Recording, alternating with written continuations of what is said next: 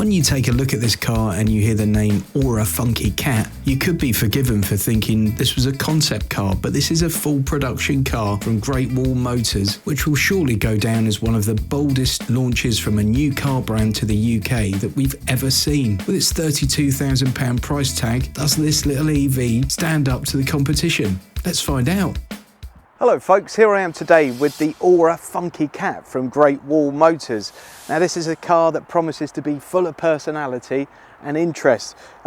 Just design cues here, I can almost see things like Nissan Figaro, VW Beetle, even Porsche with those headlights. Mini obviously springs to mind, but it's not as small a car as you think it is. More on that in a second. Now Great Wall Motors, who produces the Ora brand, in 2021 sold 135,000 cars, and they're not a brand new company. They've been around for a while, it's just quite new to us over here.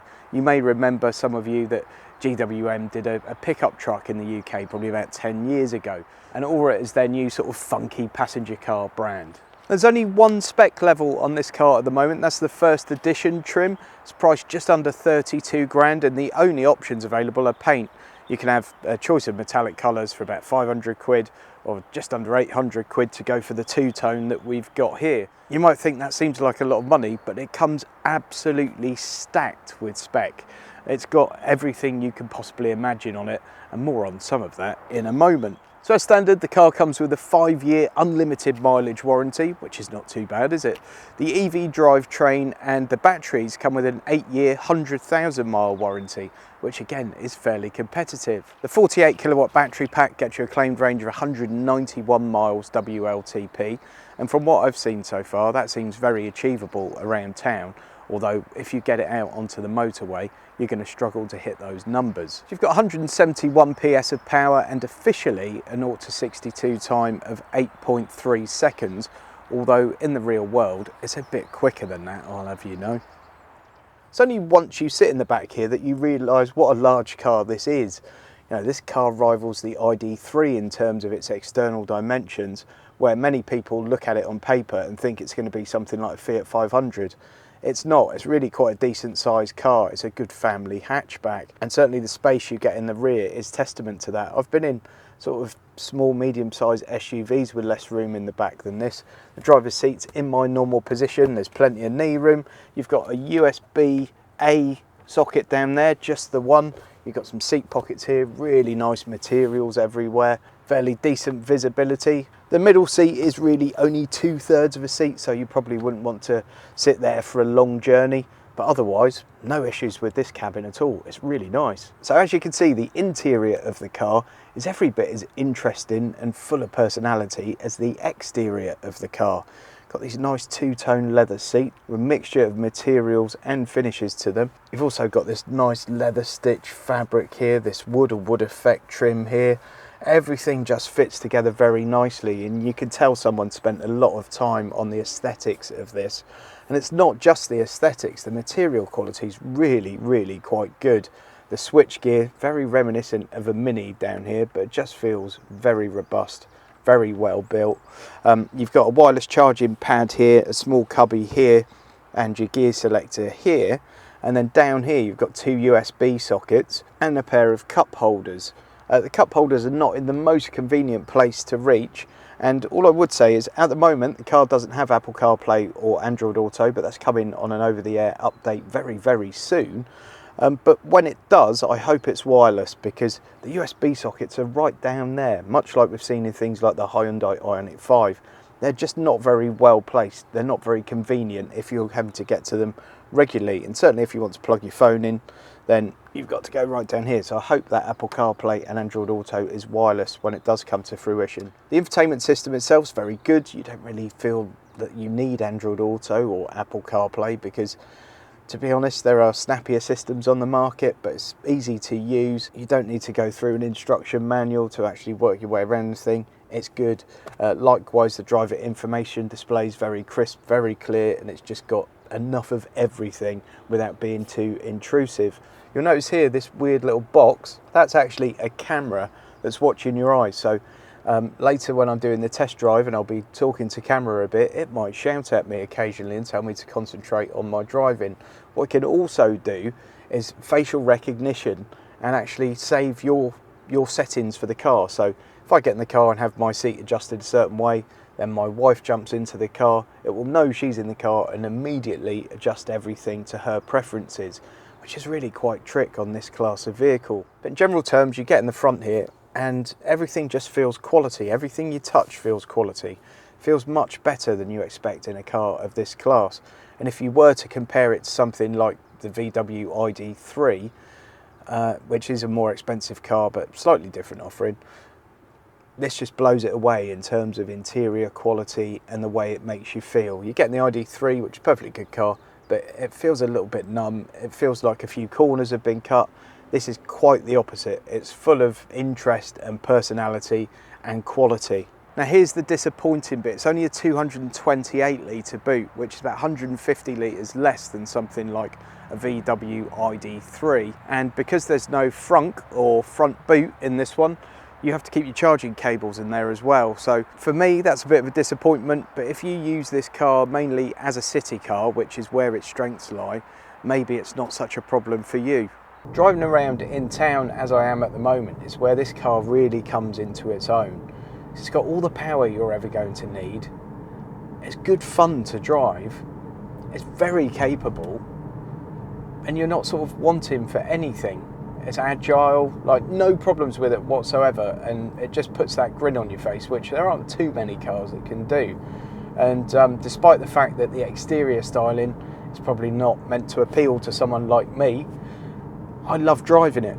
It's really a nice little car to knock around in and just have a bit of fun in. But like most things in life, it's not perfect.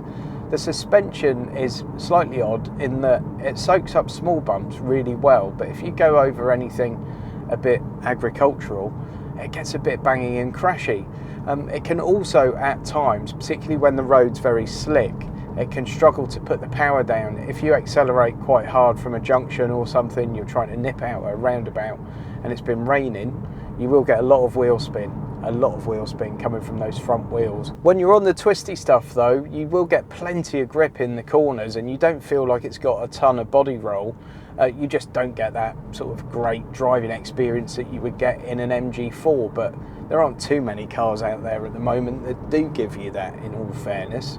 Now the car's absolutely littered with tech. As I said earlier, you've got that facial recognition system, you've got really clear parking, reversing cameras, that are fantastic actually. You've got several different options of views and things.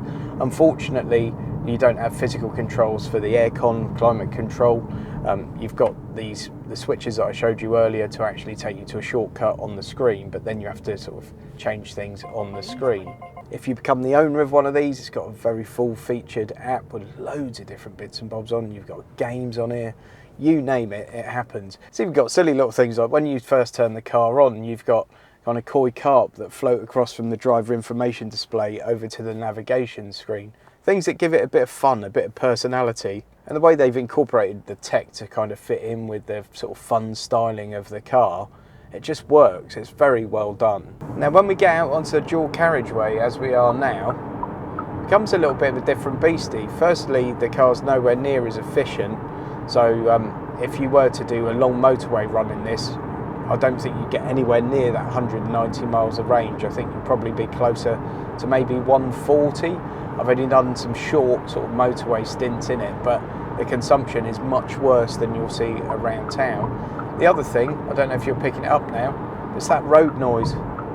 You get a lot of road noise out on the sort of open road and at higher speeds than you do around town. Around town is really nice, quiet, refined little car to drive around in. But you get out on the motorway and the noise does get a bit intrusive, which is disappointing. This is a brilliant city car, folks, and it's similar sort of money to the electric Mini. It's a little bit more than something like a Peugeot E208. It's a bit less than you're going to get something like VW ID.3 for. When you look at the amount of spec you're getting for that price, it starts to look like much better value than some of them. But despite the fact that it's such a good city car, if you want a really versatile car, because the boot's a little bit small, because it's only got 190 miles of range, and we know it consumes a little bit heavier out on the open road, maybe it's not the one for you. I think it's fair to say that when the designers were coming up with concepts for this car, they weren't thinking of a target audience of someone like me. Lots of our female friends that have seen the car have been really sort of bowled over by it, and it's a case of, oh, what is it? That's great, oh, I love it, blah, blah, blah. You know, you won't hear those things coming from me, certainly on the exterior looks. But I really think this car in the future will become something like the Nissan Figaro, the original Beetle, the classic Mini. They're cars that people will just want. They'll be sought after for years and years to come because they're full of personality. You know, you don't buy an old Mini because it's the most amazing car to drive and it's really quick and it's really this and it's really that.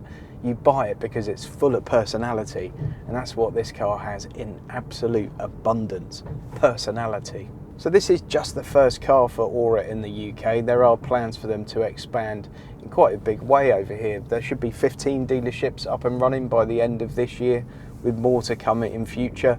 And there's a possibility of more trim levels coming out for the Funky Cat that we've got here. At the moment, it's just this first edition. There's talk of a GT version and possibly a couple of other things coming. And then perhaps some new vehicles for the brand. And I think when you are a new brand to a new market, you have to start off strong. You have to go in with a really strong, bold kind of proof of concept. You need to tell people who you are and what you're all about. And this car does that. It's a really good first offering. It really tells you what the brand's all about. And I'll be interested to see what they come up with next. So how do I feel about this car going back? It's an interesting one actually, because as I said, the exterior doesn't really appeal to me at all. It's not designed for someone like me, and I don't look at the car and think, whoa. So in that respect, yeah. For the drive of it, and for the fun of having it, and for the way it makes you feel when you're in it, I'll be gutted, because it's a great little car, it's great fun to drive, and it always puts a smile on your face. So what do you think of the car, folks? Let me know your thoughts in the comments. One thing you could say is that in a world of dull utilitarian vehicles, it's good to see something with a bit of personality on the roads. Let me know your thoughts in the comments. And don't forget, if you're interested in leasing an Ora Funky Cat, please click the link in the video description and pinned as a top comment that will take you straight to all the best deals at the time you're watching on Lease Loco. Folks, if you've enjoyed this video, please give it a thumbs up and please consider subscribing to the channel if you haven't already done so. And if you have done so, click that notification bell. See you on the next one.